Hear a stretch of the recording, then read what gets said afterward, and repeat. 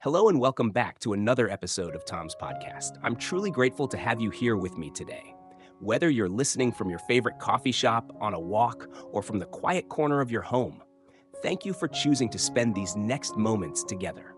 This is your space to reflect, to feel inspired, and maybe even to see your life from a slightly different angle. Now, let me ask you something. Have you ever felt the urge to just go? To pack a bag, close your laptop, and start fresh somewhere far away? Maybe in a city where no one knows your name, or a country where you don't speak the language but feel strangely at home. What if I told you that the ability to move freely, to choose where you live, how you live, and when, isn't just a luxury, it's a powerful part of what makes us happy? In today's episode, we're diving into a topic that feels especially personal to me, the freedom to move and live anywhere, and how that freedom might just be the missing puzzle piece in your search for a more fulfilling life. You see, freedom isn't just about money or time. It's about agency, the ability to decide, to change, to begin again. And when you give yourself permission to explore the world starts to reveal something deeper about who you are. Every Tuesday, Thursday, and Saturday evening, I sit down and share stories, reflections, and ideas that I hope will resonate with you. If this is your first time tuning in, welcome. And if you've been with us for a while, thank you for being part of this growing community. Don't forget, you can always follow us on Instagram, X, or Threads to stay updated and connect beyond the episodes. We're building something meaningful here, and your presence matters. So today, I want to bring you into a moment from my own life. A moment that made me stop and question everything I thought I wanted about success, about home, and about what it truly means to feel free. Because sometimes one story can change the direction of your whole life. And maybe, just maybe, this episode can be that story for you. Ready to explore what freedom means, not just in theory, but in real life? Let's begin. What does freedom really mean to you? Take a second to think about that. Not just the word, but the feeling behind it. For many people, freedom is associated with wealth, with having a lot of time, or maybe even retiring early and never working again. But when I think about freedom, something different comes to mind. For me, freedom is waking up in a place that feels alive. It's choosing where I want to go, when I want to go, and how I want to live, without needing anyone's permission. It's the power to move, to adapt, to belong nowhere and everywhere all at once. I believe that freedom, true freedom, is one of the most essential building blocks of happiness.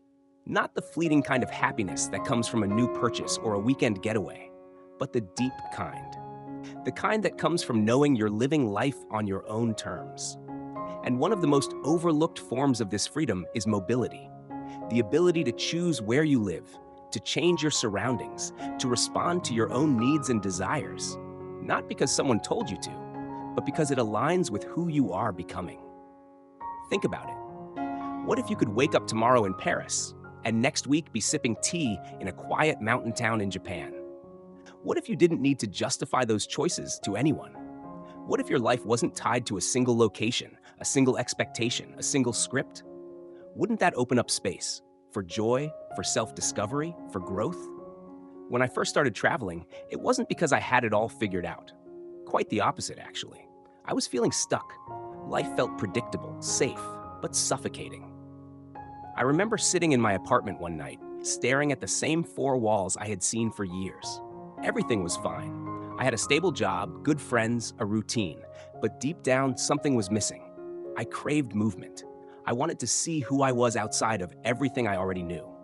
So I booked a one-way ticket, not to escape, but to explore. That decision changed everything. Suddenly, I wasn't just visiting new places, I was rediscovering myself. Each city, each culture, each language gave me a new lens to view life through. I realized that the act of moving, of placing myself in unfamiliar environments, was teaching me more about who I was than any book or course ever could. And here's the thing, you don't need to be rich or retired to experience this. You just need to reimagine what freedom can look like. It doesn't have to mean living out of a suitcase forever. It might mean working remotely for a few months in another country, or even just giving yourself permission to think beyond your hometown, your current lifestyle, your inherited ideas of success. When we limit freedom to finances or free time, we miss the bigger picture. Real freedom is about access. It's about having the ability to choose your environment and your way of life. And sometimes the most powerful freedom is the one that lets you say, "This no longer serves me. I'm ready to go somewhere else." Not out of fear, but out of curiosity, out of love for the unknown, out of a desire to feel alive again. So I'll ask you again, what does freedom mean to you? Is it the security of routine or the thrill of possibility? Is it staying where things are predictable or giving yourself permission to explore the unknown? There's no right answer, but I do believe this. When we start redefining freedom not as an end goal, but as a way of living, everything shifts. We stop chasing other people's definitions of happiness and we start building our own. We stop asking for permission to live differently and we begin writing our own map. I realized that the act of moving, of placing myself in unfamiliar environments, was teaching me more about who I was than any book or course ever could. And here's the thing, you don't need to be rich or retired to experience this. You just need to reimagine what freedom can look like. It doesn't have to mean living out of a suitcase forever. It might mean working remotely for a few months in another country, or even just giving yourself permission to think beyond your hometown, your current lifestyle, your inherited ideas of success. When we limit freedom to finances or free time, we miss the bigger picture. Real freedom is about access. It's about having the ability to choose your environment and your way of life. And sometimes the most powerful freedom is the one that lets you say, "This no longer serves me. I'm ready to go somewhere else." Not out of fear, but out of curiosity, out of love for the unknown, out of a desire to feel alive again. So I'll ask you again, what does freedom mean to you? Is it the security of routine or the thrill of possibility? Is it staying where things are predictable or giving yourself permission to explore the unknown? There's no right answer. But I do believe this. When we start redefining freedom, not as an end goal, but as a way of living, everything shifts. We stop chasing other people's definitions of happiness and we start building our own. We stop asking for permission to live differently, and we begin writing our own map. Maybe it starts small. A weekend trip, a remote work opportunity, a conversation with someone from across the world. But over time, those small shifts become something bigger. They become a life that reflects your values, your dreams, and your sense of purpose. That, to me, is freedom. Not just having the means to move, but having the mindset, the courage, and the clarity to do it. And when you embrace that kind of freedom, happiness isn't something you chase, it's something you create, wherever you go. Let me take you back to a moment in my life that, even after all these years, still feels like it just happened yesterday. It was sometime in late 2006, maybe early 2007. I had just started exploring photography more seriously. Not as a job, not even as a hobby really, but more like a calling I couldn't ignore. One morning, I found myself in youngth, deep in the Mekong Delta of southern Vietnam. It's a place of quiet waters, endless rice fields, and a kind of stillness that makes you listen more closely to yourself. I had come for one reason, to photograph the red-crowned cranes, beautiful, elegant birds that migrate to the wetlands there during the cooler months. These birds are rare, regal, almost mythical, and they don't stay long. They arrive after traveling thousands of kilometers from places like Cambodia or even parts of China, stopping only where the water is calm and the ecosystem is just right. To witness them in person was like catching a glimpse of freedom in flight. I remember sitting in the marshy grass, lens ready, heart beating a little faster than usual. The early morning mist was just beginning to lift, and then I saw them. A small group of cranes, tall and graceful, with wings that stretched impossibly wide. They moved slowly at first, cautious but confident. Then, as if on cue, one of them took off. Just like that, effortless, quiet, majestic. The others followed, and in that exact moment, something in me shifted. These birds weren't flying just for the sake of beauty or performance. They were flying because they had to, because their survival depended on it, because they were built for movement, for change, for finding better ground when the place they were in could no longer support them. And it hit me. So are we. Or at least we can be. We all have that inner compass that tells us when it's time to move on. From a job, a relationship, a city, even a version of ourselves that no longer fits. But unlike the cranes, we often hesitate. We analyze, we doubt. We stay in places both physical and emotional that feel familiar but no longer feel right. Why is that? What stops us from taking flight when we know the current season of life is ending? That day in Dongtap, watching those cranes disappear into the sky, I made a quiet promise to myself. I wouldn't ignore the signals anymore. I would learn to listen to that whisper inside that says, it's time to go. Not because where I was bad, but because there might be something even better waiting elsewhere. Like those birds, I wanted to live in a way that honored the rhythm of change, the instinct to seek, the courage to leave comfort for possibility. Over the years, I've come back to that moment many times, especially when I've faced hard decisions, moving to a new country, starting a new project, letting go of something I thought I needed. I ask myself, what would the cranes do? And almost always, the answer is clear. They would move. They would trust the journey. They would not stay still just to feel safe. I wonder, have you ever had a moment like that? A moment that made you look at life a little differently? Maybe it was something small, a conversation, a book, a song, a sunrise. Or maybe it was big, an unexpected change that forced you to rethink everything. Whatever it was, I'd love to hear about it. Share your story with us on Instagram or X, because those are the stories that remind us we're not alone in this search for something more. In many ways, that crane story wasn't about birds at all. It was about freedom, about recognizing the power we have to move toward growth, toward truth, toward whatever life calls us to next. We were not meant to stay in one place forever, physically or emotionally. We were meant to evolve, to stretch our wings, to go where the air is clearer and the ground feels more like home. So today, if there's a part of you that feels restless, pay attention. That feeling might just be your own red-crowned crane moment, an invitation to begin again, to fly toward something new, not because you're running away, but because you finally believe you deserve to arrive somewhere better. Have you ever paused and asked yourself, why do I need a visa to visit another part of the world? Why does a single booklet, my passport, hold the power to determine where I'm allowed to go, live, or even dream? We've grown so used to these invisible boundaries that we forget to question them.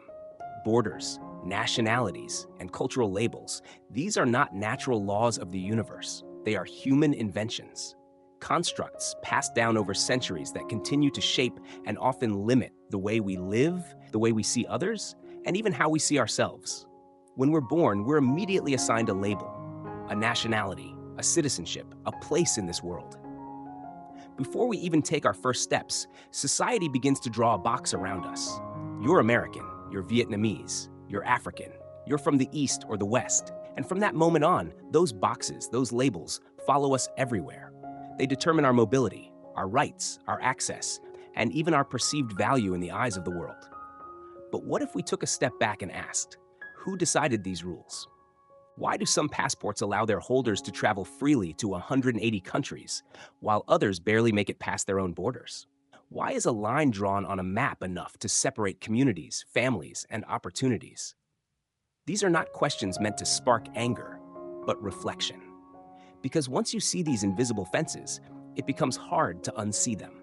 And it makes you wonder how many of the limitations in our lives aren't physical, but mental. How many dreams have we abandoned simply because a piece of paper or a social expectation told us they weren't practical or possible? Let's look at borders, literal ones. You pull up a map and you see all these neat lines carving up the land, drawing boundaries between countries. But do these lines exist in nature? No. The earth doesn't draw lines between people. Rivers flow, mountains rise, birds fly. None of them ask for a visa. Nature doesn't care about our paperwork, and yet, here we are, letting these artificial divisions dictate how we live. We build walls, we set immigration quotas, we define who belongs and who doesn't, all based on where someone happened to be born. Can you imagine how strange that would sound to someone not from this planet? That your entire life experience could be shaped not by your character, your talent, or your dreams, but by the coordinates of your birthplace. Culture can be beautiful, of course. It gives us identity, stories, colors, music, and meaning. But it becomes a problem when it turns into a cage. When we're told, this is who you are, this is what you believe, and this is where you belong, without ever being asked who we want to be or where we want to go. Growing up, I remember being told that success meant staying put, that the best path was the safe one, a good job, a nice home, a predictable routine. But as I started meeting people from different parts of the world, each carrying different languages, traditions, and dreams, I realized how much I'd been conditioned to think small. Not because of a lack of ambition, but because of invisible walls I didn't even know were there. Some of the most inspiring people I've met weren't necessarily born with the privilege of mobility. They fought for it. They challenged the systems that told them no. They questioned the boundaries, the assumptions, the rules. And many of them have gone on to build lives that transcend the limits of nationality, religion, or cultural expectation. I'm not saying the world can instantly become borderless, but I am saying we can start thinking in a borderless way. We can stop asking for permission to imagine more. We can begin to see each other not as foreigners, but as fellow travelers, humans trying to find meaning, connection, and freedom in whatever way we can. So let me ask you, what labels have you accepted without question? What boundaries have you internalized that might no longer serve you? Is there a part of you that has been longing to cross some invisible line, but hasn't because you didn't think it was allowed? Challenge that. Question it. The most powerful freedom we have is the freedom to think differently, to look at the rules we've inherited from society and ask, do these still make sense for the world I want to live in? Maybe the first border we need to cross isn't on a map, it's the one in our minds. It's the line between living small and living true, between staying where we're told and going where we feel most alive. You are not just a product of your passport. You are not just a citizen of one place. You are a human being with stories to tell, with places to explore, and with the right to belong wherever your soul feels at home. Don't let invisible limits define what's possible for you. The world is much bigger than the boxes we've drawn on it. And your life? It's meant to be bigger than the story you were handed. One of the greatest gifts I've ever given myself is the decision to live outside of the familiar, not just physically, but mentally, emotionally, and culturally. There's something transformative about stepping into a world that doesn't operate like your own, a world with different norms, values, ways of thinking and seeing. And when you truly open yourself to it, not just as a tourist, but as a participant, you begin to realize how much of life you've been missing by staying inside the lines of your own upbringing. I remember the first time I chose not to live in a Vietnamese community abroad. It wasn't because I didn't love my culture, I do deeply, but because I wanted to experience the world without a filter. I wanted to hear new languages around me, taste food I'd never heard of, sit at dinner tables where the customs made me feel clumsy and curious. And most importantly, I wanted to unlearn the idea that my way was the only way, or even the best way. That decision led me into friendships, work partnerships, and perspectives that expanded my mind far more than any classroom ever could. Working with people from different countries has been one of the most humbling and enriching parts of my life. I've collaborated with designers from Korea, marketers from France, engineers from India, and creatives from Kenya.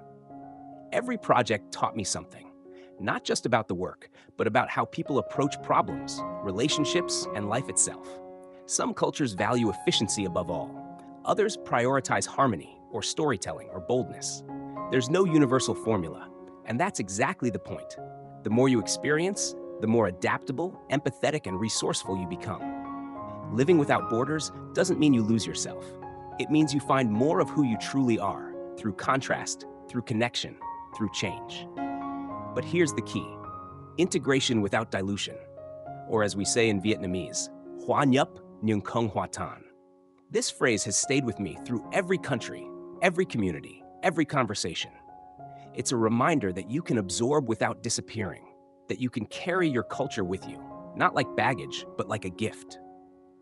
I've shared Vietnamese food with friends who had never tasted Nuoc Mam before.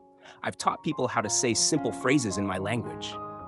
I've told stories about Lunar New Year and the meaning behind our customs. And in return, I've learned how to dance to Latin rhythms, celebrate Diwali, fast during Ramadan, and toast with new words in dozens of dialects. These exchanges are more than interesting. They're sacred. They build bridges. They dissolve fear. They make the world feel like home. When you choose to live beyond borders, your mind doesn't just expand, it softens. You stop judging people for being different and start admiring them for it. You stop clinging so tightly to the identity you were given and start creating one that's wider, deeper, more your own. And perhaps most beautifully, you begin to see your own culture through fresh eyes. You appreciate its wisdom, its warmth, its resilience, not out of obligation, but out of love. So let me ask you, what would happen if you lived 1 year, just 1 year, in a country where no one shared your native tongue? What would you learn about others and yourself? How might your beliefs shift, your values evolve, your sense of home grow? And what might you bring back, not just in souvenirs, but in spirit? This is what it means to live without borders. It's not about abandoning where you come from. It's about standing proudly in your identity while also making space for others to stand in theirs. It's about becoming global without losing what's local in your heart. If you're someone who's never left your country, or even your hometown, I get it. It can feel daunting, but you don't have to move across the world to start living differently. Start with curiosity. Start with a conversation. Start with listening to a song in another language, cooking a dish from another continent, or asking someone about their story. And if you're already living abroad, I encourage you. Don't just recreate your comfort zone in a new city. Step outside of it. Learn the language, even if you stumble. Celebrate their holidays. Understand their history. And most importantly, share yours. Because in that exchange, something extraordinary happens. The world doesn't just grow wider, it grows closer. We are not meant to be static. We are meant to evolve, to explore, and to embrace. Living without borders isn't a trend, it's a mindset. One that says, I am part of something bigger than my birthplace. One that whispers, you belong everywhere your heart feels at peace. So carry your roots with pride, but let your branches stretch, because the more you blend cultures, the more human you become.